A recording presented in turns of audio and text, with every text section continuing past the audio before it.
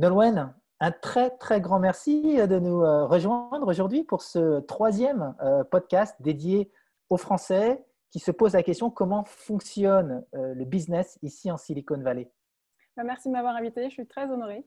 Ah bah écoute, c'est vraiment un très très grand plaisir. Alors Nolwenn, si tu veux bien nous faire part un petit peu de ton background. Juste avant, donc pour mémoire, Nolwenn est directrice PM PayPal. Ce qui est très, très intéressant dans son profil, c'est au-delà du nombre d'années dans lesquelles elle influence à Silicon Valley. Et quand je dis influence, tapez le nom de Nolwenn sur Google et vous verrez un nombre incroyable de talks. Ce qui va être passionnant au regard de ton profil, plusieurs choses. La première, c'est vraiment le fait que tu as été promu un nombre de fois important dans un groupe comme PayPal et nous parler un petit peu, ça se passe comment. Donc ça, c'est vraiment une chose qui nous intéresse. La deuxième, c'est de individual contributor à patron PM, nous parler un petit peu de ce que tu recherches quand tu embauches des PM. Et puis, on va terminer sur ta vie parallèle et sur ton influence ici en Silicon Valley pour l'égalité au sein du genre. Donc, encore une fois, un très, très grand merci. Nolwenn, si tu peux te présenter en quelques minutes. Oui, très bien. Donc, comme tu l'as dit, directrice produit à PayPal. Moi, je suis une ancienne de l'ESSEC en France. Ça fait 15 ans que je suis dans la Silicon Valley. J'ai commencé ma carrière dans une boîte française, Ubisoft, donc boîte de jeux vidéo. J'ai commencé à la finance, au contrôle de gestion. J'ai évolué ensuite au système d'information, où j'ai implémenté le premier ERP de l'entreprise à l'époque. Et après, j'ai implémenté d'autres systèmes de business intelligence en France, en Europe, en Belgique et ensuite aux États-Unis. C'est comme ça que je suis arrivée à San Francisco. J'ai eu le coup de foudre pour cette ville, j'ai voulu y rester. Et après Ubisoft, mon aventure Ubisoft, je suis arrivée à PayPal en tant que chef de produit, plus à me focaliser d'abord sur des produits financiers, parce que c'est un peu du monde dans lequel je venais de Ubisoft. Et après, très vite, j'ai évolué plus sur des produits qui étaient directement facing le consommateur final ou le marchand final. Et à PayPal, j'ai fait du produit, après un peu de business development, market development, et après, je suis repassée au produit. Voilà, une petite perspective. Super, super. Alors, c'est quoi PM chez PayPal? Un PM chez PayPal. Déjà, pour donner une définition de product management, qui je pense s'applique à tout, mais très pertinent pour PayPal, c'est qu'un product manager, c'est une interface entre la technologie, si vous voyez 3 cercles, la technologie, le business et le design, l'expérience utilisateur. Ce qui est très particulier dans les produits et les solutions que nous faisons à PayPal, c'est que ce sont des produits digitaux. Comme je sais que certains d'entre vous ont regardé probablement l'interview avec Bruno la semaine dernière, où il a travaillé sur Kindle, iPhone ou même des drones. Là, on voit peut-être un produit physique. PayPal, c'est vraiment que du produit digital. Donc, c'est vraiment l'expérience utilisateur. Et aussi, une des particularités en fait, du monde du paiement, c'est que même si PayPal crée une expérience propre, une couche qui est la nôtre, où il y a de la technologie et de l'innovation, le paiement repose sur des systèmes concrets, spécifiques à des pays, avec une réglementation spécifique à la géographie. Et donc, on doit faire de l'optimisation sous contrainte. On ne peut pas dire, on va se faire ce paiement-là sans contrainte. On a plein de lois à respecter. Et on a une technologie qui dépend d'autres players in the market. Donc, on a bien les banques, qu'elles soient émettrices de cartes ou qu'elles soient acquéreurs, voilà.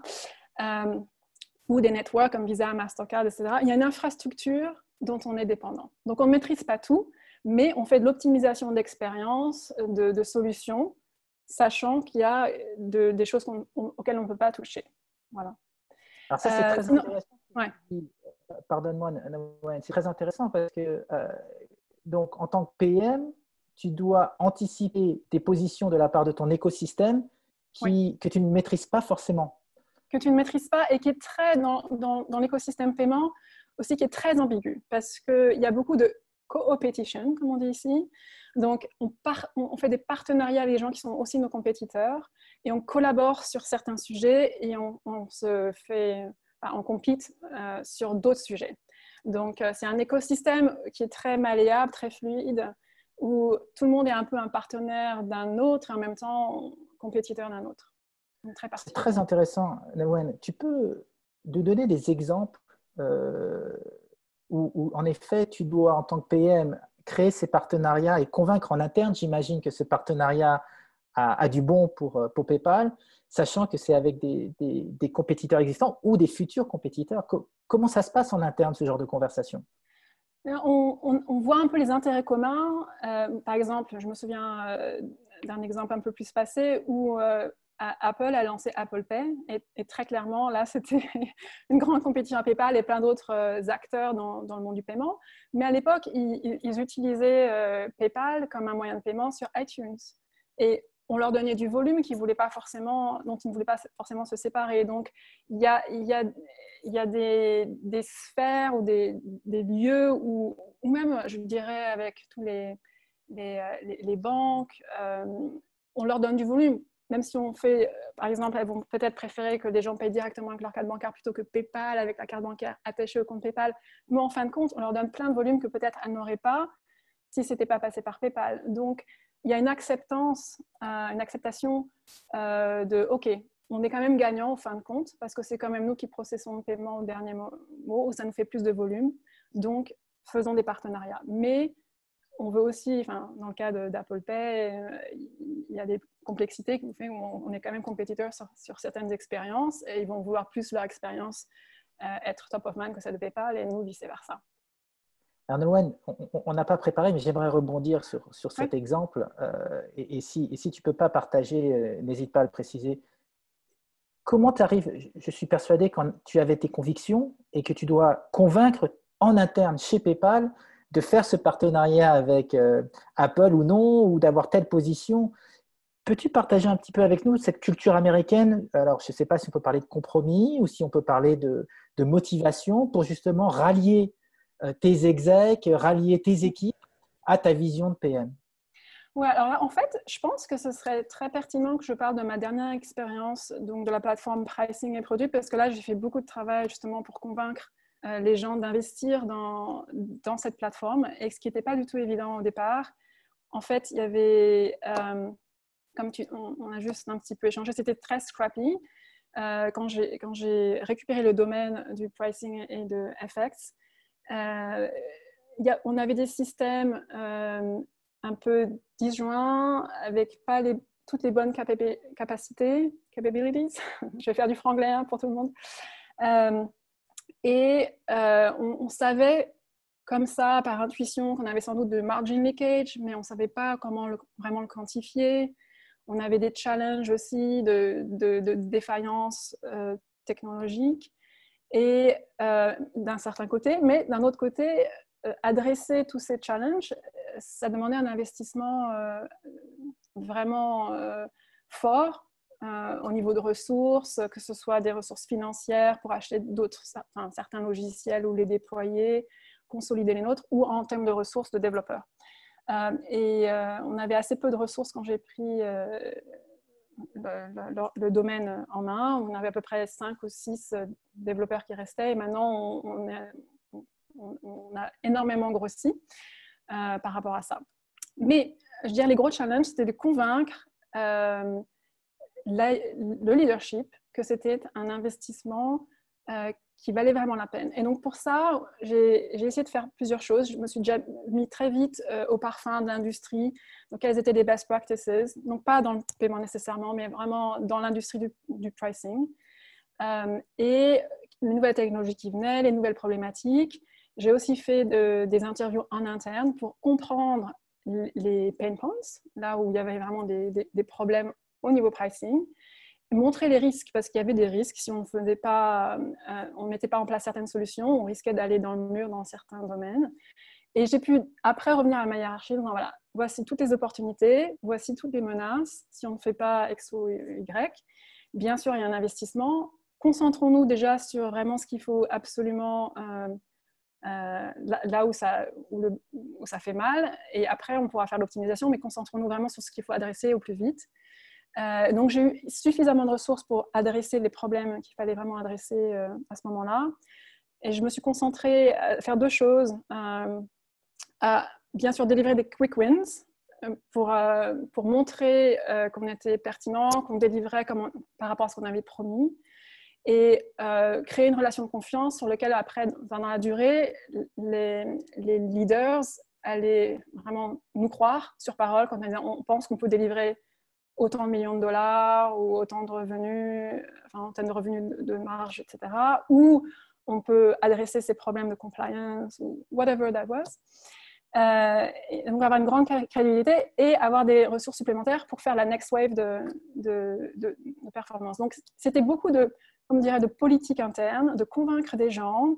Et bien sûr, il faut venir avec des chiffres, il faut venir avec des histoires aussi de pain points de certains clients internes et de voir comment on va pouvoir les résoudre avec ça.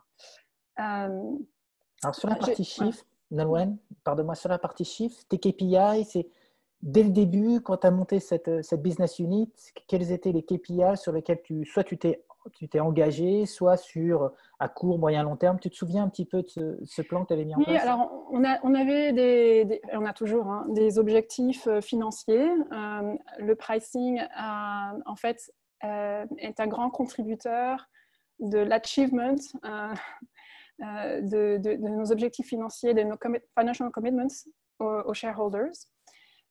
Donc, on a des objectifs très concrets de revenus ou de marge à générer en mettant en place certaines politiques de pricing que la plateforme va pouvoir délivrer.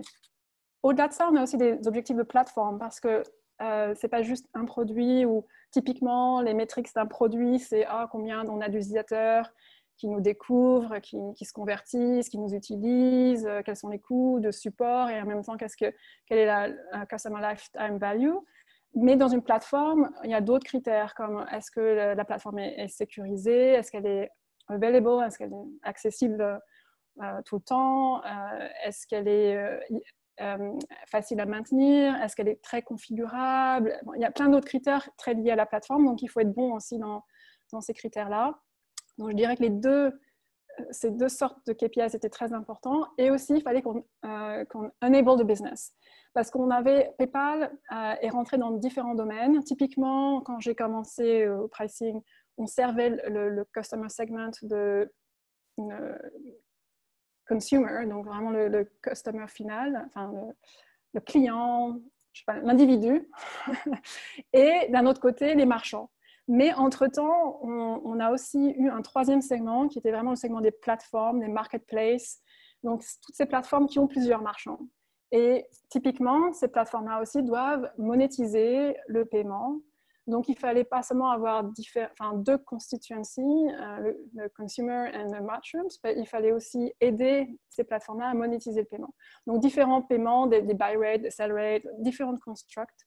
Donc, on avait des objectifs aussi d'enabler la stratégie de PayPal sur notre plateforme. Super intéressant. Alors, j'aimerais rebondir sur un sujet que je pense qui touche l'ensemble des PM à travers la France, les États-Unis.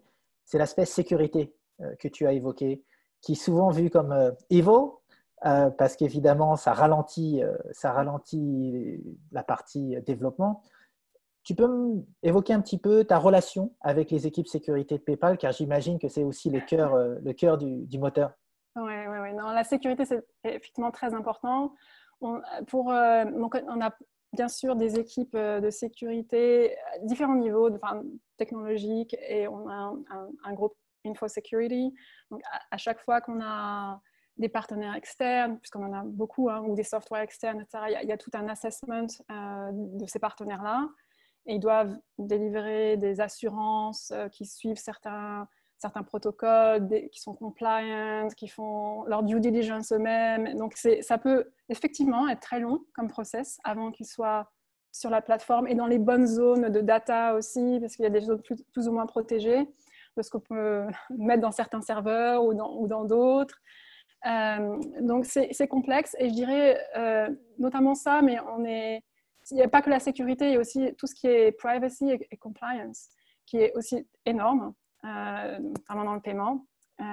Donc, on ne peut pas faire n'importe quoi avec les données. Il y a plein de lois qu'on doit respecter. Et dans chaque juridiction juridictions. Donc, même aux États-Unis, il n'y a pas juste une seule régulation. On est régulé dans 50 États.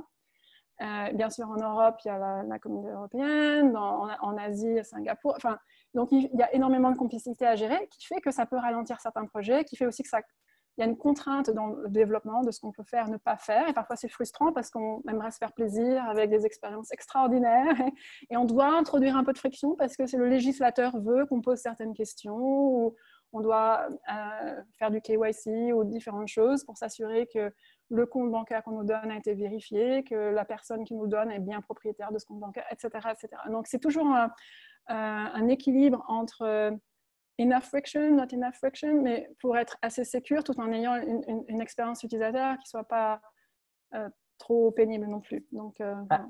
As-tu des conseils à partager avec notre communauté sur justement comment intégrer ces équipes sécurité, ces équipes compliance dans ta vision, dans ta BU? Moi, je dirais qu'il faut vraiment les intégrer comme des partenaires. Et essayer de trouver, d'être créatifs ensemble. Et parfois, il y a une marge de manœuvre. Bien sûr, il y a des choses où on n'a pas de marge de manœuvre parce qu'il y a une interprétation très rigide de la loi, etc. Mais il y a parfois des choses où il y a un peu plus de leeway ou un peu plus de freedom. Et c'est bien justement d'être créatif et de voir, en fait, on peut interpréter ça de cette façon. Du moment qu'on fait ça, le reste, ça va. Donc, je dirais, intégrez-les comme des vrais partenaires, pas comme des gens qui sont là pour vous bloquer, et essayez d'être créatifs ensemble pour avoir la meilleure expérience utilisateur compte tenu des contraintes. Très, très intéressant. Alors, Nolwenn, on a évoqué ton rôle de PM, on a évoqué ta BU. Ce qui nous intéresserait, c'est de connaître un petit peu ton rôle de patronne PM. Donc, tu as été directeur aujourd'hui, tu as une équipe de PM sous ta responsabilité. Tu peux nous évoquer un petit peu ce que tu recherches quand tu embauches un PM? Quel type de profil recherches-tu? Oui, alors, il y a plein de dimensions et je suis sûre que je vais en oublier plein. J'ai une longue liste de choses que je recherche. Mais en fait, je pense que c'est intéressant aussi de se dire quelles sont mes compétences à moi, quelles sont les compétences que je n'ai pas, qu'il faut que je complète par mon équipe. Donc ça, c'est une des premières choses. Donc, et ça évolue personne par personne, parce qu'on n'a pas tous les mêmes strengths et weaknesses. Mais ça, c'est très important à garder. Et la complémentarité de l'équipe. Et sinon, en tant qu'individu, je cherche des gens qui vont vraiment être attentionnés au customer, que ce soit un customer interne ou externe. Vraiment la passion, le focus du customer, l'expérience customer. Des gens qui savent bien communiquer. Et quand je dis ça, ce n'est pas juste dans l'éloquence, mais créer un partenariat, de la confiance, au lieu d'avoir des agendas cachés et de jouer pour soi-même et pas pour les autres. Enfin, voilà. La collaboration est très importante aussi, et surtout dans un rôle PM, il faut collaborer énormément avec plein de gens très différents, qui ont des objectifs très différents. Le pricing, n'en parlons pas, ça touche à toutes les fonctions d'entreprise. Donc, on parle aux ventes, au marketing, finance, treasury, legal, compliance, tout le monde. Donc, il faut vraiment des gens qui soient très collaborateurs et qui ont envie d'être des partenaires. Je recherche des gens qui savent apprendre vite, quick learner, parce qu'on a toujours à apprendre, especially dans la tech, il y a des nouvelles technologies à apprendre, il y a toujours une nouvelle régulation. Je recherche des gens qui savent s'adapter, donc pas juste apprendre, mais s'adapter et savoir travailler dans beaucoup de ambiguity, où les choses ne sont pas très claires. Et c'est à nous d'apporter de la clarté là où il n'y en a pas, donc vraiment d'adaptabilité. Des gens qui sont humbles, parce que c'est quand même beaucoup plus agréable de travailler avec des gens qui sont humbles plutôt qu'imbus d'eux-mêmes et arrogants. Et en plus, je trouve dans le PM, on doit se remettre en question tout le temps, et vraiment se focaliser sur le customer. Donc, l'humilité est vraiment nécessaire. Voilà, bon, ça, ce sont quelques qualités, mais je suis sûre qu'il y a plein de choses que j'oublie. Alors, comment tu mesures ces qualités pendant la période pré-entretien et entretien? Quels sont, retour un petit peu à cette notion de KPI tout à l'heure, quelles sont les choses que tu apprécies pendant les entretiens avec tes candidats?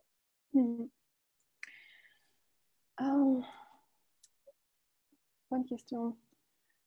Je crois que j'ai apprécié le dialogue, la transparence ou les expériences qu'ils peuvent décrire, qui rendent plus palpable ce que je recherche ou qui illustrent plutôt une qualité. et vraiment, ouais, d'approcher l'entretien comme un dialogue plus que comme un examen où chacun se teste. Et de vraiment voir ce qui meut la personne, ce qui les intéresse, de vérifier qu'effectivement, ils vont être heureux dans ce rôle-là, qu'il y a un vrai fit. Donc, s'ils peuvent me parler de façon ouverte, je pense que c'est mieux pour tout le monde, en fait, dans cette relation de confiance. Et sur des profils de type internationaux qui pourraient venir de France, Oui, d'Europe, d'Asie, as-tu perçu un décalage ou des profils un petit peu différents des profils américains que tu rencontres? Alors, moi, dans mon équipe, j'avais une américaine, mais tout là, c'était des non-américains. Donc, effectivement, il y a une variété des profils. PayPal est une boîte très internationale, donc on a beaucoup de non-américains.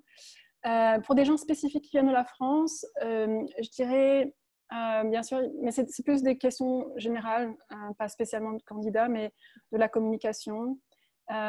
Typiquement, pour les Français, je dirais qu'une des choses à être conscient dans la façon dont nous communiquons, et surtout, pas forcément l'entretien, mais après, qui est très important, c'est d'être très, très positif. Et parfois, on a un peu de négativité ou de cynisme en France. Et en fait, c'est pas comme ça qu'on communique dans la Silicon Valley. Donc, toujours être très positif, avoir plein d'énergie, de passion. Awesome, this is great, this is awesome, you're so wonderful. Donc, amener cette passion-là. Je dirais aussi être dans la communication, d'aller droit au but, d'être concis sur les messages clés qu'on veut faire passer. Parfois, en Europe, et moi de même, on a tendance à parler un peu plus, à enrober. C'est dans notre culture de la langue. Et la communication américaine est beaucoup plus direct to the point. Je dirais aussi qu'il faut, au-delà même de l'énergie et de la passion, on ne critique pas. Donc la critique, je sais qu'en France, dans la culture, en tout cas quand je travaille en France, on pourrait dire « Oh non, c'est nul cette idée ». On ne dit jamais ça ici. Et si on a du feedback constructif à faire, on peut le faire, mais c'est toujours dit avec beaucoup de politesse et de subtilité. Il faut savoir lire entre les lignes. C'est genre est-ce que tu pourrais penser, je t'invite à considérer ce point, je t'invite à considérer ça. Ne pourrions-nous pas envisager, c'est jamais, non, cette idée est inintéressante, passons à autre chose. On n'aura jamais de ça en Silicon Valley. On a peut-être ça à New York, c'est une caricature, les gens entre la Silicon Valley et New York se moquent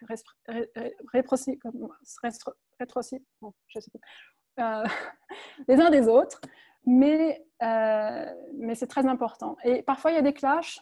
Je me souviens d'exemples avec d'autres cultures à PayPal, ou des cultures, par exemple, comme des personnes en Israël ou en Russie, sont beaucoup plus directes. Et c'est pas toujours très bien reçu dans la Silicon Valley parce que les gens, surtout quand ils ont été ici très longtemps, n'ont pas toutes les clés de décodage. On se dit, oh, mais en fait, dans sa culture à lui, il est très sympathique. Mais dans ma culture à moi, c'est quasiment une insulte ce qu'il vient de me dire. Il faut savoir traduire les cultures et c'est pas toujours évident. Mais donc, pour les Français, j'encourage vraiment à adopter cette communication qui est très positive, jamais critique. On peut donner du feedback, mais très plus en suggérant des choses, plus qu'en soulignant des aspects négatifs, et vraiment très au point. Nolwenn, c'est super intéressant ce que tu partages avec nous. Est-ce que tu peux nous donner une visibilité sur l'aspect culturel? Pourquoi c'est comme ça? Pourquoi est-ce que c'est dans la subtilité que l'on donne du feedback? Toi qui es là depuis plus de 15 ans, qu'est-ce qui fait parce que, sincèrement, vu de France, c'est du bullshit. Et souvent, un compliment est pris au premier degré, alors que s'aperçoit que ce n'est pas forcément un compliment. Quelle est ta lecture culturelle? Alors, je vais faire des hypothèses parce que je n'ai pas de données recherche brutes qui me disent que c'est vraiment ça. Je pense que la Silicon Valley était un territoire qui a eu beaucoup d'immigrants de différents pays, de passages, et peut-être, ma supposition, c'est qu'il y a eu une volonté de ne pas froisser différentes cultures, donc d'être très prudent dans la communication pour ne pas heurter not hurt the feelings of un tel ou un tel. Mais oui, il y a moins de directness. Je ne sais pas pourquoi d'autres, mais ouais, je pense que c'est C'est probablement C'est très ça, clair. l'attention aux Super autres. clair. Alors, en parlant d'attention aux autres, j'adorerais qu'on prenne quelques minutes pour que tu nous parles un petit peu de ton second full-time job et ton implication au sein de PayPal et dans le cadre de son association sur l'égalité au sein des genders, des Ouais. hommes et femmes. En quelques mots, tu peux nous parler de ton assoce et ton implication, et puis j'adorerais savoir pourquoi, et idéalement, sur la fin, en quoi c'est différent du mouvement en France, qui aussi est un mouvement extrêmement présent, MeToo et autres types de mouvements. Alors, le pourquoi mon engagement, donc, pour tout le monde, ouais, je fais du volontariat pour une association qui s'appelle la Women Initiative Foundation, qui, même si elle a un nom américain ou anglais, c'est une association française. Martine Liotto l'a fondée en France, une ancienne ex-banquière d'affaires qui a fondé ça en France. Et après, l'association s'est étendue, enfin la fondation s'est étendue aux États-Unis et maintenant à Singapour, en Asie. Donc on est dans plusieurs endroits du monde. Le but de cette association-là, c'est de promouvoir les femmes dans l'économie et dans les grands groupes pour donner plus de place à la femme, plus d'équité et plus d'impact économique. Donc ça, c'est une de mes commitments, de mes engagements. Avant ça, j'étais présidente de l'association des femmes à PayPal, Unity Women at PayPal. On avait à peu près 2000 membres. Et j'animais un comité de volontaires d'une 50aine de personnes et on avait plein d'actions dans tous les pays du monde, que ce soit des programmes de mentorat, des programmes de sponsorat, de shadow programme où des femmes allaient suivre un exécutif pendant 2 jours pour apprendre de l'observation. On avait des learnings opportunities, des workshops sur le leadership, des partenariats avec d'autres entreprises et ce qu'elles faisaient, une formation des jeunes générations. Donc, on apprenait des filles à coder l'été ou enfin, des summer camps. Plein de choses, d'activités comme ça qu'on faisait pour les femmes à PayPal et d'autres générations pour vraiment construire la pipeline des futures femmes qui seraient en technologie.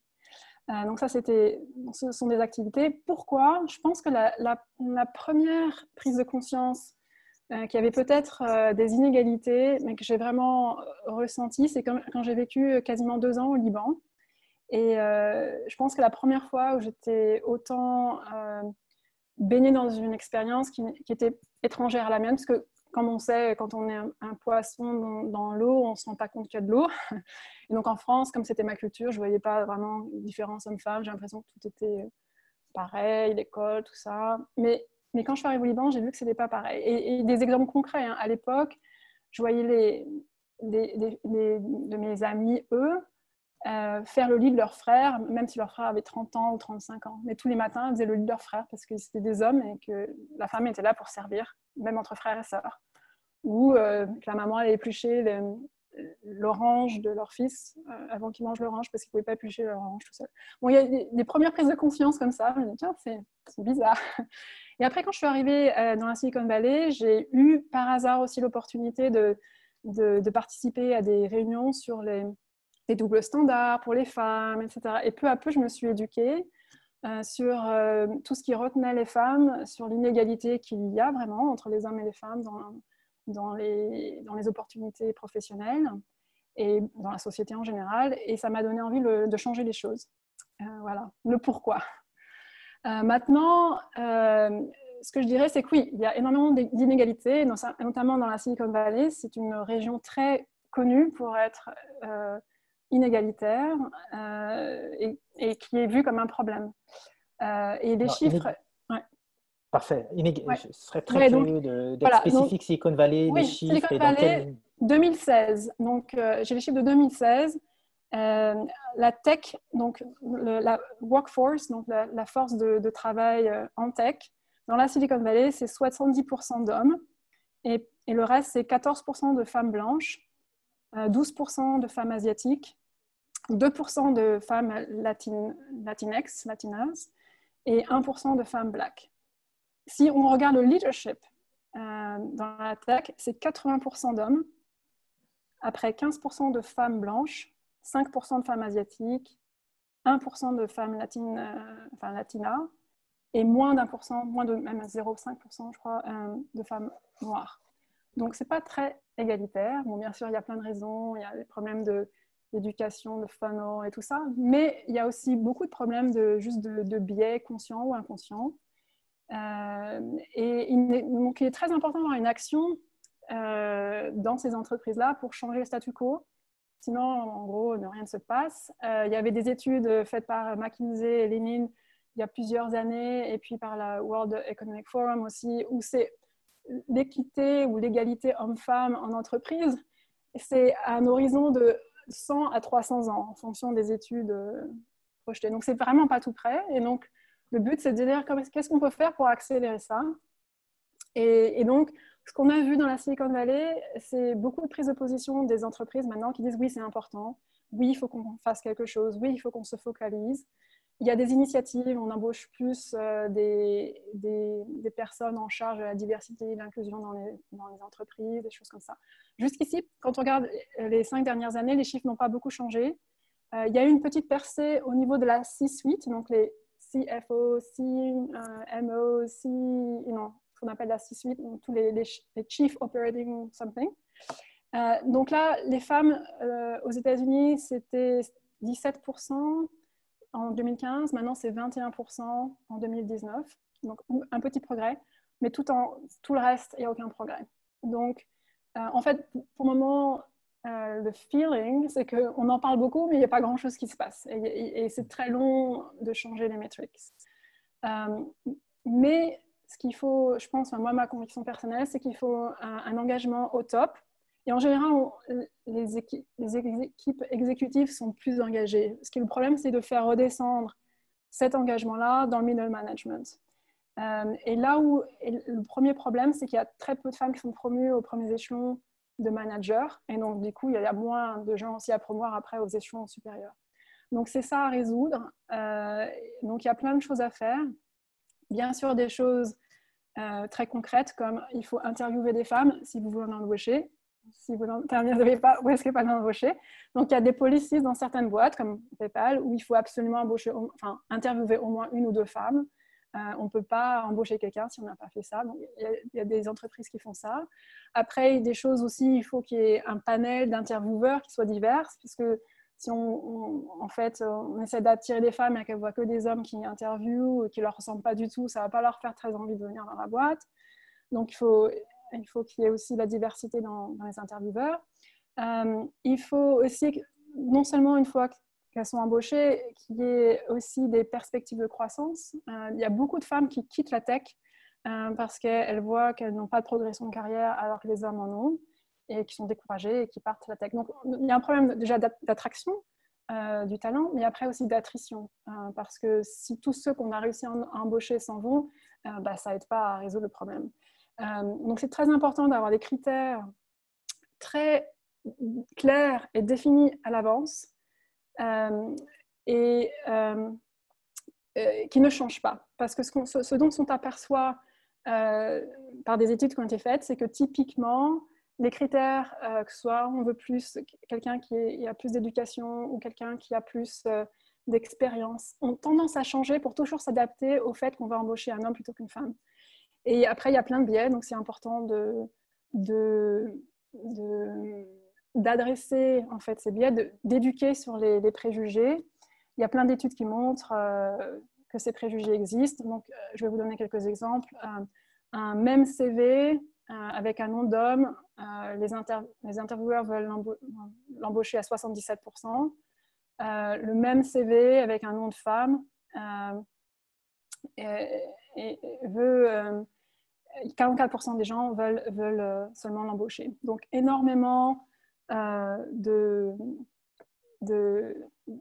biais, de préjugés à ce niveau-là. Aux États-Unis, dans le contexte États-Unis aussi, un noir doit avoir 7 ans de plus d'expérience qu'un blanc pour prétendre, aux yeux des intervieweurs, prétendre à un même niveau d'expérience. Donc voilà, ce sont des choses à adresser. Donc, c'est très important d'avoir des critères, non seulement pour l'embauche, mais aussi pour les promotions. Donc, beaucoup de formations d'éducation et de following des process. Et je dirais en dernier aussi d'avoir des objectifs. Parce que si c'est simplement des bonnes intentions, il n'y aura pas beaucoup de changements. De même que, qu'est-ce qui compte pour une entreprise? Ben, il y a des objectifs. On a des objectifs de vente, on a des objectifs de revenus. Il faut avoir des objectifs de diversité et d'inclusion. Sinon, on ne verra pas de changement. Voilà. Et la bonne nouvelle, c'est que par chance, la diversité et l'inclusion est vraiment dans l'intérêt de l'entreprise. Tous les indicateurs de performance sont bien plus hauts quand il y a la diversité à tous les niveaux. Donc, les indicateurs financiers sont meilleurs, il y a plus d'innovation, de patents, il y a plus de satisfaction des employés, plus de loyauté des employés. Tous les critères sont amplifiés, voilà, de meilleurs résultats quand il y a la diversité. Donc ça, c'est la bonne nouvelle. Nolwenn, fantastique. Alors, j'ai une question sur tout ce que tu as partagé avec nous et ce sera ma dernière question. Ça m'a marqué, c'est-à-dire que ce que tu expliques, c'est que le pas de IC, Individual Contributor, à First Time Manager est vraiment décisif. Oui. Tu as des tips, tu as une recommandation pour que les groupes en France, aux États-Unis puissent s'assurer de contribuer à cet effort? Oui, moi je dirais que les groupes doivent vraiment repérer le talent et pas juste attendre que les gens soient prêts, mais vraiment investir et se dire si cette personne n'est pas prête, et d'ailleurs c'est ce que font d'autres entreprises comme Chevron, si cette personne n'est pas prête, travaille avec le manager en disant pourquoi est-ce qu'elle n'est pas prête? Dans un an, je veux qu'elle soit prête. Fais ce qu'il faut pour qu'elle soit prête dans un an. Donc vraiment très proactif et traquer tous les chiffres. Et je dirais pour du côté employé, soyez prête aussi, vous. Si vous pensez, par exemple, « Oh, je n'ai pas d'expérience de management », très bien. Allez faire du volontariat dans un ERG Group, Employee Resource Group. S'il y a des groupes de volontariat, comme j'étais présidente, je m'imaginais une équipe de 50 personnes, pas dans le business, mais après, ça donnait l'idée aux gens qui vous voyaient que, c'est gérer une équipe dans un domaine de volontariat. Probablement, on peut gérer une équipe de 10 personnes dans un domaine business. Voilà, donc essayez d'acquérir les qualités qui vont vous mettre dans cette perspective-là et que les gens vous voient comme « Oh yeah, she can do it ». Voilà. Superbe. Nolwenn, vraiment, c'était un super moment. Super Merci. moment. Très, très, très intéressant, très passionnant. Alors, pour notre communauté, je vais mettre le profil de Nolwenn en commentaire. Vraiment un très, très, très grand merci pour ce super moment.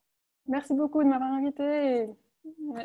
I'm here for you guys if you have any other questions. Super. Merci, Nolwenn. Bye.